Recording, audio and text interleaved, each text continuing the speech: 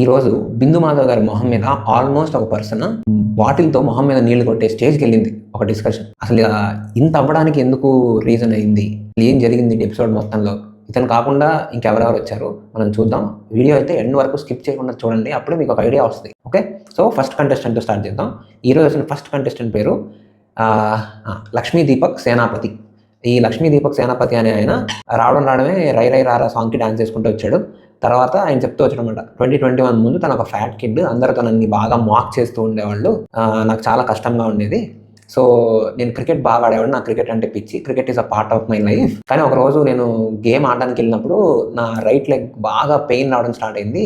So నేను వెళ్ళి డాక్టర్కి చూపిస్తే దానిలో ఆల్రెడీ ఒక నర్వ్ అనేది డ్యామేజ్ స్టేట్కి వచ్చేసింది, నువ్వు ఇంకా దాని మీద ప్రెషర్ పెడితే ఆ రైట్ లెగ్ ప్యారలైజ్ అయిపోయే ఛాన్స్ ఉంది అని చెప్పారంట. సో దానివల్ల తను బాగా డిప్రెస్ అయిపోయి ఇంక నేను లైఫ్లో క్రికెట్ తప్పితే ఏం చేయలేనా అని అతనే రెట్రోస్పెక్ట్ చేసుకొని, లేదు మనకి క్రికెట్ అంటే ఇంకా ఏదో, క్రికెట్ కంటే కూడా ఇంకా ఏదో ఉంది అని డిసైడ్ అయ్యి వెయిట్ తగ్గి అదే డిసెంబర్ 2021లో మిస్టర్ ఆంధ్రప్రదేశ్ గెలిచాడంట. Imagine, in span of 5 months ఒక మనిషి తన లైఫ్ని టర్న్ అరౌండ్ చేశాడు.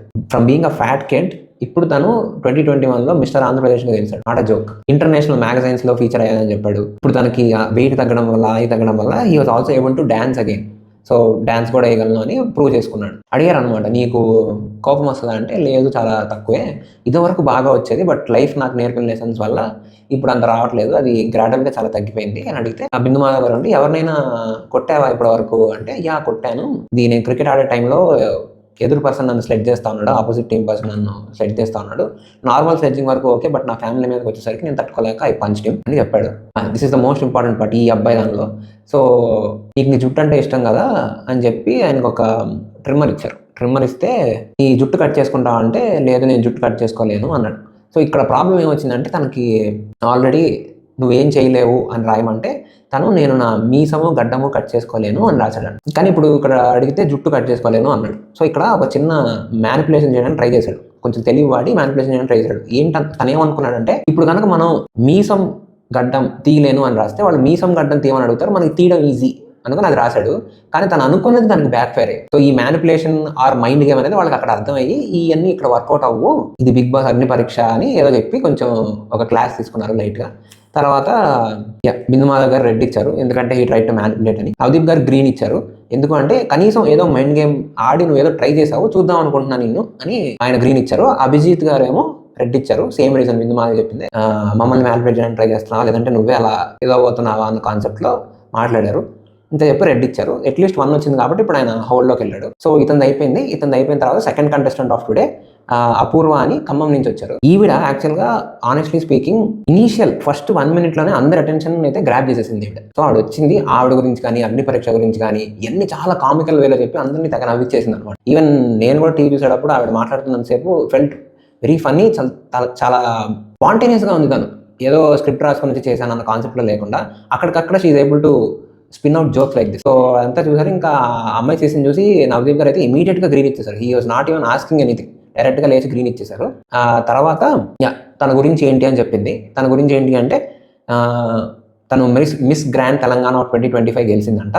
అండ్ అలాగే కాస్ట్యూమ్లో తనకు ఒక అవార్డు వచ్చింది. 6 weeks బోనాల్ది తన కాస్ట్యూమ్గా చేసుకొని చేస్తే దానికి కూడా ఒక అవార్డు ఏదో ఇచ్చారు. ఆ పిక్ కూడా వేశారు మనకి, బాగుంది ఆ కాస్ట్యూమ్. తను డిజైన్ చేసుకున్న costume was also very good. తర్వాత చెప్పింది తను ఏలూరులో పుట్టాను, అలాగే తన ఆర్థడాక్స్ ఫ్యామిలీ, చెన్నైలో సాఫ్ట్వేర్ జాబ్ చేస్తూ ఇలాగా యాంకర్ రోల్స్కి, న్యూస్ రీడర్ రోల్స్కి తను అప్లై చేస్తూ ఉండేదంట. సో తను ఏంటంటే చిన్న ప్లేస్ నుంచి వచ్చి కూడా ఏదన్నా సాధించవచ్చు అని ప్రూవ్ చేయడం కోసం బిగ్ బాస్కి వెళ్తున్నాను అని చెప్పింది తను. ఇదంతా అయిపోయిన తర్వాత యాక్చువల్గా తను ఎక్కడో రాసిందంట, మీకు ఇక్కడ ఉన్న జడ్జెస్లో ఎవరు ఇష్టం లేదు అంటే, నాకు అభిజిత్ ఇష్టం లేదు అని రాసిందంట. ఎందుకు ఇష్టం లేదని అడిగితే తను 2 reasons చెప్పింది. ఒకటి ఏంటంటే, తన సీజన్లో అభిజిత్ వచ్చి ఫిజికల్ టాస్క్ ఆడడానికి విల్లింగ్గా లేడు, అది నాకు నచ్చలేదు, అందుకని అదొక రీజన్. ఇంకోటి ఏమో ఏదో డిస్కషన్లో ఎడ్యుకేషన్ క్వాలిఫికేషన్ తీసి నాకు ఎడ్యుకేషన్ ఉంది అని చెప్పాడంట. సో అందుకని ఎడ్యుకేషన్ క్వాలిఫికేషన్ తీసి వేరే వాళ్ళని చిన్న చూపుగా చూడటం కరెక్ట్ కాదు, అందుకని అది నాకు నచ్చలేదు అని చెప్పింది. అభిజిత్ అండ్ బిందు మాధవి అన్నారు. ఫస్ట్ బిందు మాధవి అన్నారు, నేనైతే ఆ సీజన్ చూశాను, నాకైతే అభిజిత్ ఏమి అన్విల్లింగ్గా ఉన్నాడని అనిపించలేదే, are you bad at judging people అంటే, నాట్ ఆల్వేస్, అప్పుడప్పుడు బ్యాడ్ అప్పుడప్పుడు గుడ్ అని చెప్పింది. ఇదంతా అయిపోయినాక అభిజిత్ కూడా అందుకున్నాడు అనమాట. ఆయన ఏమన్నారంటే ఎడ్యుకేషన్ ఉండడం తప్పు కాదు, అక్కడున్న సిచ్యువేషన్లో రేషన్ అనేది మేము చూసుకుంటున్నాం, అక్కడ మేము ఇంత అని క్యాలిక్యులేట్ చేసుకోవాలి. ఆ క్యాలిక్యులేషన్లో ఎదుటిన్న వ్యక్తి క్యాలిక్యులేషన్ కంప్లీట్గా రాంగ్ ఉంది, నేను చెప్తుంటే ఒప్పుకోవట్లేదు. అప్పుడు నేను ఏం చేయాలి? నేను ఆల్రెడీ ఇంత చదివాను కాబట్టి, నాకు దీని మీద ఒక అవగాహన ఉంది కాబట్టి నేను చెప్తున్నాను ఇది కరెక్ట్ కాదని చెప్పడానికి అది తీసాను తప్ప అదేదో నేను డాబులా చెప్పుకోవడానికి చూడలేదు అని చెప్పాడు. సో అక్కడ సిచ్యువేషన్ అనేది కూడా చాలా ఇంపార్టెంట్. దేనికైనా నువ్వు ఆ సిచ్యువేషన్ సరిగ్గా జడ్జ్ చేయలేదనిపించింది అని చెప్పాడు. తర్వాత అడిగారు, నువ్వు బిగ్ బాస్కి ఎందుకు వెళ్దాం అనుకుంటున్నావు? బిగ్ బాస్కి ఫేమ్ కోసం వెళ్తున్నావా, మనీ కోసం వెళ్తున్నావు అంటే, బిగ్ బాస్ అనే ప్లేస్లో పేట్రియార్కీ అనేది ఉండడానికి అవకాశం లేదు, అందుకని ఇలా నాన్ పేట్రియార్కియల్ సొసైటీలోకి నేను వెళ్ళాలనుకుంటున్నాను అని చెప్పింది. అది చెప్పగానే బిందుమాధవ్ గారు చెప్పారనమాట, బిగ్ బాస్ అనేది it is a mirror of the actual society. So actual సొసైటీలో ఎలాగైతే డిఫరెంట్ పీపుల్ ఉంటారో, బిగ్ బాస్లో కూడా అలాగే డిఫరెంట్ పీపుల్ ఉంటారు. సో అక్కడ పేట్రియార్కియల్ పీపుల్ ఉండరు అని నువ్వు ఎలా అనుకుంటావు, అక్కడ కూడా ఉంటారు. I think you are completely wrong about this అని చెప్పి, ద సేమ్ టైం అభిజిత్ కూడా చెప్పారనమాట. ఏమన్నారంటే, నువ్వు ఇలా పేట్రియార్కియల్ అది ఇది అని చెప్పి ఏదో ఒక ఉమెన్ కార్డో పేట్రియార్కియల్ కార్డో ఆడడానికి ట్రై చేస్తున్నావు అని అనిపిస్తుంది. అక్కడికి వెళ్తే ఉమెన్కి మెన్కి ఈక్వల్ ఛాన్సెస్ వస్తాయి అనేది నువ్వు చెప్పుకుంటే అది రైట్ రీజన్, కానీ అక్కడికి వెళ్తే పేట్రియార్కీ అనేది ఉండదని నువ్వు ఎలా చెప్తావు? సో నువ్వు ఇలాంటి వర్డ్స్ వాడడం అనేది కరెక్ట్ కాదు. నువ్వేదో ఇలాంటి వర్డ్స్ వాడేసి నీకు ఓట్లు పడిపోతే లేకపోతే నీకు అది వర్కౌట్ అయిపోయింది అనుకుని చెప్పినట్టున్నావు, నాకైతే ఇది కరెక్ట్ కాదనిపించింది అని లెఫ్ట్ అండ్ రైట్ ఇచ్చాడు అమ్మాయికి. తర్వాత ఇదంతా అయిపోయింది. ఇనిషియల్గా ఎంఐ స్టార్ట్ అయినప్పుడు there is no chance he will get at least 1 red అనిపించింది. అందరూ గ్యారంటీగా గ్రీన్స్ వేస్తారంటున్నా, బికాస్ తను అంత ఫన్నీగా ఉండింది అండ్ అంత స్పాంటేనియస్గా ఉండింది. సో బాగా టేక్ ఆఫ్ అయింది. బట్ ల్యాండ్ అయ్యేటప్పుడు మాత్రం చాలా ప్రాబ్లమాటిక్గా ల్యాండ్ అయింది అనిపించింది. అన్నెసెసరీగా ఒక సిచ్యువేషనల్ అవేర్నెస్ లేకుండా నాకు అభిజిత్ ఇష్టం లేదని చెప్పడం కానీ, పేట్రియార్కీ ఇలాంటి వర్డ్స్ వాడి బ్యాడ్ చేసుకుంది అని అనిపించింది. ఆ తర్వాత వచ్చి అందరినీ ఓటింగ్ ఏమని అడిగారు. అభిజిత్ గారు రెడ్ ఇచ్చారు, బిందుమాధవ్ గారు రెడ్ ఇచ్చారు, ఎందుకంటే సేమ్ రీజన్స్ చెప్పింది నాకు ఏమైతే చెప్పారో. నవదీప్ గారు ఆల్రెడీ గ్రీన్ ఇచ్చారు కాబట్టి he stick down with green, saying that okay నేనైతే నెక్స్ట్ లెవెల్లో చూస్తాం, ప్రస్తుతానికి అయితే హోల్డ్లో పెడుతున్నాం అని చెప్పి హోల్డ్లో పెట్టారు. ఆ తర్వాత థర్డ్ కంటెస్టెంట్ వచ్చి రోహిత్ నాయుడు అని విజయవాడ నుంచి ఒక అబ్బాయి వచ్చారు. సో ఆయన హైదరాబాద్లో పెరిగారంట, విజయవాడలో పుట్టిన సాఫ్ట్వేర్ డెవలపర్గా వర్క్ చేశారు. బట్ ఇప్పుడు కెరియర్ బ్రేక్లో ఉన్నారని చెప్పారు. ఎంటెక్ చేశారు, ఎంబీఏ చేశారు, ప్రోడక్ట్ మేనేజర్గా కూడా వర్క్ చేశారు. ప్రోడక్ట్ మేనేజర్గా వర్క్ చేశారంటే ఇంట్లో శ్రీముఖి గారు మీ శాలరీ ఎంత అని అడిగింది.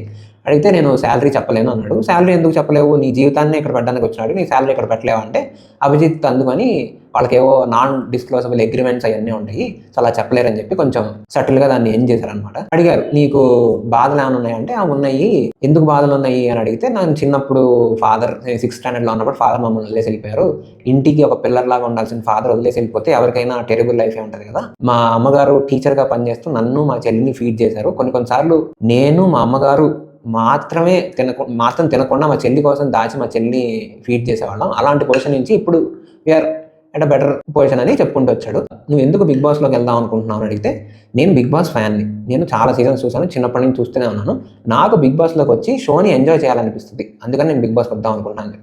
చాలా మందికి ఇది ఒక అన్రీజనబుల్ రీజన్ అనిపించదు, కానీ believe me this is a reasonable reason. అందరూ డబ్బుల కోసం రారు, ఓకే, అందరూ ఫేమ్ కోసం రారు, కొంతమందికి కేవలం బిగ్ బాస్ని ఎక్స్పీరియన్స్ చేయాలని ఉంటుంది కాబట్టి వస్తారు, తప్పేం లేదు. ఎందుకంటే ఒక్కొక్కటిది ఒక్కొక్క రీజన్, కాబట్టి తను షోని ఎంజాయ్ చేయడానికి రావాలనుకోవడంలో తప్పే లేదు. సో ఇదంటే అభిజిత్ అన్నారు, షోని నువ్వు ఎంజాయ్ చేయడం కాదు, నిన్ను షోలో చూసి జనాలు ఎంజాయ్ చేయాలనుకుంటారు, అది గుర్తుపెట్టుకో అని చెప్పారు. నీ సీక్రెట్ ఏంటి అంటే, తెలియకుండా 2 సిస్టర్స్ని ఆయన డేట్ చేశాడంట. సో అంటే ఈయనకు కూడా తెలియదు వాళ్ళు సిస్టర్స్ అని.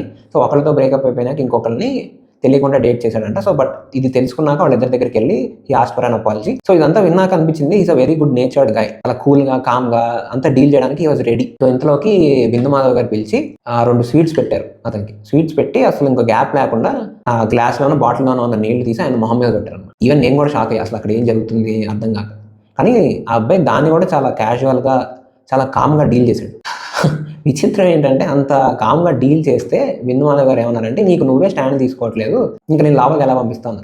అప్పుడు తను చెప్పాడు, మీరు నన్ను ట్రిగర్ చేయడానికి ట్రై చేస్తున్నారని నాకు తెలుసు, మీరు నన్ను ట్రిగర్ చేయడానికి ట్రై చేస్తున్నారని నాకు తెలిసినప్పుడు కూడా నేను ఎందుకు దాని గురించి స్టాండ్ తీసుకొని దాని గురించి ఒక ఆర్గ్యుమెంట్ పెట్టుకోవాలనుకుంటాను, అందుకని నేను సైలెంట్గా ఉంటాను.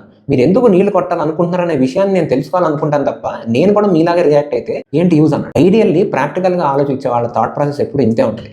అన్ఫార్చునేట్లీ అక్కడ బిందుమాధవ్ గారు ఏది ప్రాక్టికల్గా ఆలోచించలేరు కాబట్టి ఆవిడకి ఏంటి, నువ్వు స్టాండ్ తీసుకోవట్లేదు. ఇప్పుడు సపోజ్ రోడ్డు మీద ఒక గుంట ఉంది, ఆ గుంటలోకి వెళ్తే నేను పడతానని తెలిసి కూడా నేను వెళ్ళి ఎందుకు ఆ గుంటలో పడాలనుకుంటాను, దాన్ని దాటేసుకొని వెళ్ళిపోతాను కదా. సేమ్ కాన్సెప్ట్ ఆ అబ్బాయి అప్లై చేసింది కూడా. ట్రిగర్ చేస్తున్నారని తెలుసు, ట్రిగర్ చేస్తున్నారని తెలిసినప్పుడు కావాలని ఎందుకైనా ఎవడు ట్రిగర్ అవుతాడు, అది కూడా థాట్ ప్రాసెస్ బాగున్నాడు, అందుకని హీ డిడెంట్ రియాక్ట్. ఈ మొక్క బిందు మాధవ్ గారికి చెప్పారు, చెప్తే అరే నువ్వు కూడా నన్ను ట్రిగర్ చేయి, నీకు 1 minute టైం ఇస్తా అంటే, నేను కూడా ట్రిగర్ చేయాలనుకుంటే మిమ్మల్ని ట్రిగర్ చేయొచ్చండి, నేను కూడా మీలాగా మొహం మీద నీళ్లు కొట్టచ్చు అని అన్నాడు. కొట్టచ్చు అన్నాడు కానీ కొడతాను అనలేదు. ఇంతలోకి శ్రీముఖి గారు అందుకొని ఐ డేర్ యూ అని కొంచెం అతి చేసి, నీకు 1 minute టైం ఇస్తున్నాను, నువ్వు కానీ వెళ్ళి మొహం మీద నీళ్లు కొడితే నిన్ను డైరెక్ట్గా 3 greens ఇచ్చి లావుగా పంపిస్తాను. బాటిల్ తీసుకొని అక్కడ దాకా వెళ్ళాడు కానీ తను కొట్టలేదు. ఎందుకంటే మీరు కొట్టినా కూడా నేను కొట్టను, because that is not me అని చెప్పి వెనక్కి వచ్చేసాడు. Hats off. ఇంకేమో చెప్పాలనుకుంటున్నా అంటే దర్ ఇస్ నథింగ్, నేను చెప్పాలనుకున్నదే చెప్పాను, ఇది నా వీక్నెస్ కాదు, నేను కోపం చూపించట్లేదు, ఇది చేయట్లేదు అంటే నా చేతకాని తనం కాదు, దిస్ ఈజ్ మీ. అవసరం లేని చోట నేను రియాక్ట్ అవును, అవసరం ఉన్న చోట గ్యారంటీగా రియాక్ట్ అవుతా అని చెప్పాడు. రియాక్ట్ అవుతా అని చెప్పిన తర్వాత నవదీప్ గారు రెడ్ ఇచ్చారు, బిందు మాధవ్ గారు కూడా రెడ్ ఇచ్చారు, బికాస్ వాళ్ళకి ఆయన స్టాండ్ తీసుకోకపోవడం నచ్చలేదంట. సో ఆ లాజిక్ ఏంటో వాళ్ళకి వదిలేస్తున్నాను నేను.